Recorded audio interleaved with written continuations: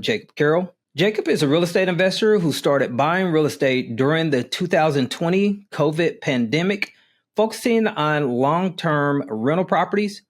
With a background in technology, Jacob has scaled his portfolio to 12 properties, managing them remotely from San Diego while exploring short-term rentals as his next strategy. Without further ado, welcome to the show, Jacob. Hey, thank you for having me, Eric. I appreciate it. Yeah, well, I appreciate you jumping on with us today. It sounds like you've got a really unique skill set.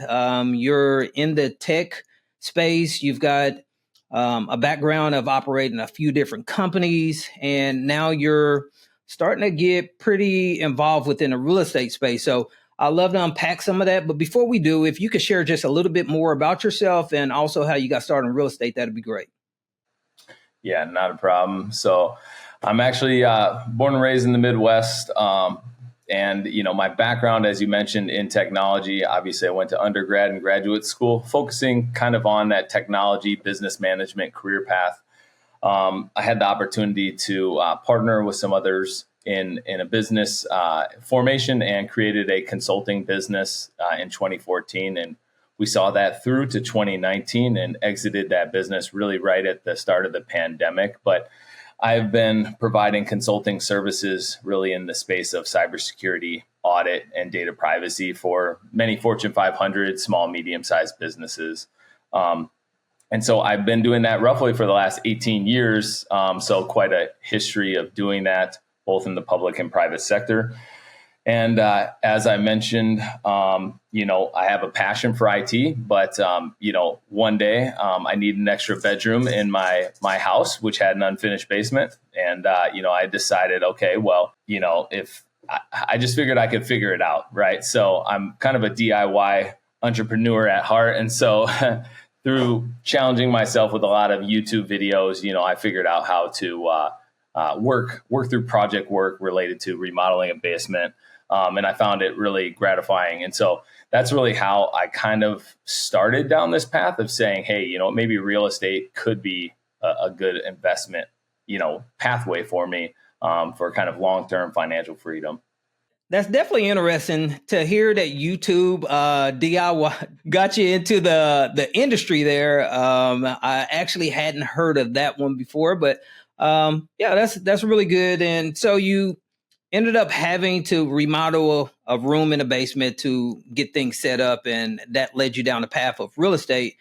And so you've got a pretty unique niche. You buy townhomes. What stood out to you about the townhome model? Yeah. So again, in my IT career, it's all about risk management. And I kind of brought that right into my real estate investing. And my thought really on townhomes, and, I'm a former owner of a townhouse. I knew that they're managed by an association. And while sometimes that comes with some negative elements, I know that for a lot of things, they do maintain your yard, your landscaping, any snow or ice removal, and really the exterior of the property. They keep the community looking really nice.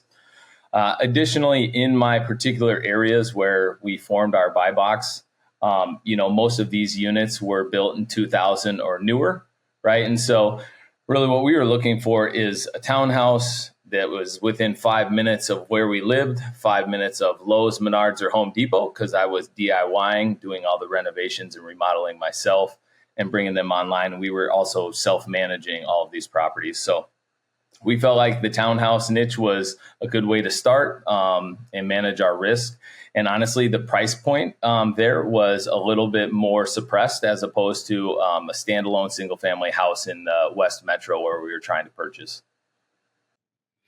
Okay, so the maintenance of the property management company that was maintaining these townhomes is what sold you along with the price. So that's really unique, and that's great that you guys came into the space with a criteria rather than just entering into the space by not really having something to focus on, but you guys actually located something that you were really wanting to target there. So if I could go back to a little bit of what you said initially when we first got started. You said that you owned a company and you guys sold that company.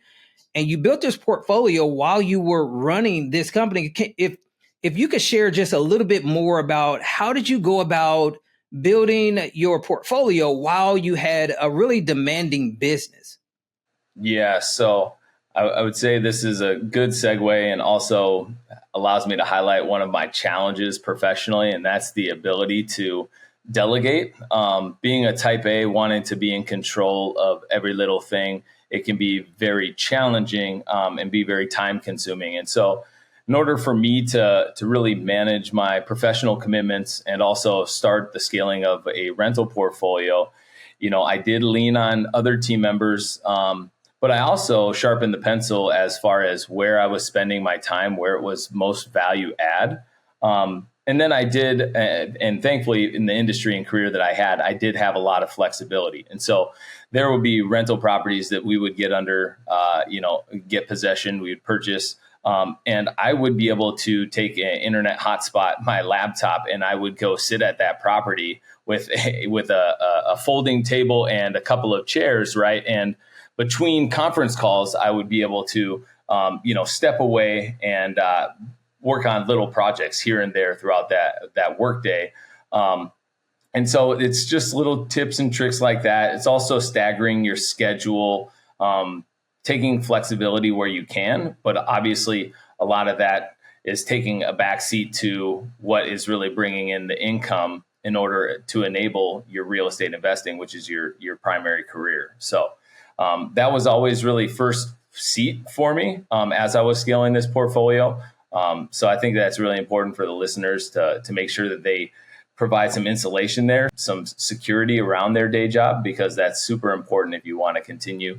And not only that, but it's used by your lending and your financial, partners in order to essentially show that you can pay and repay these loans that you are planning to take to scale your portfolio. So that was also pretty important for us.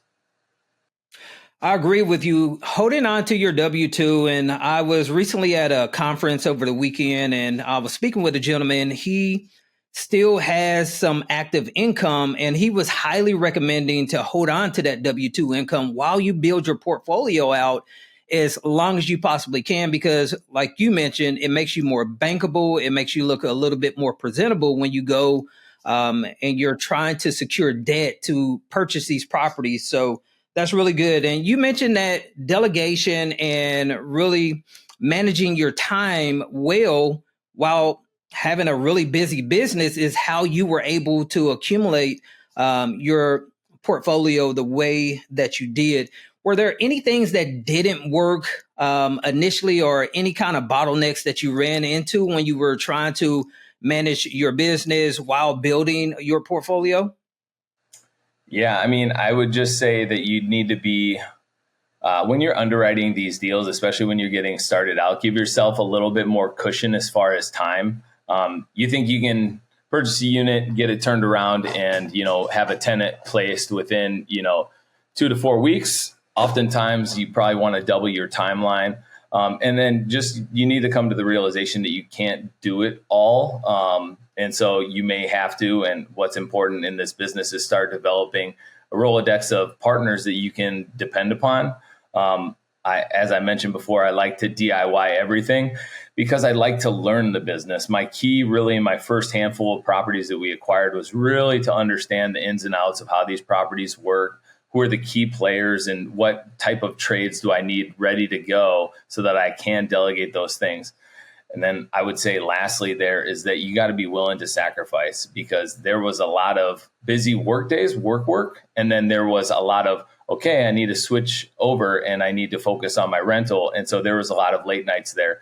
And that, depending on what chapter you're in life, that can take you away from family, it can take you away from kids. You may have to, kind of reprioritize some things. And so I found just being realistic with yourself on that to be a really foundational element as we were getting started. Okay. And when I read over the questionnaire on what I send out to guests before they come onto the show, you mentioned that you self-fund these deals. Is there any preference in that, or are you using any debt, or is that 100% self-funded, your personal cash?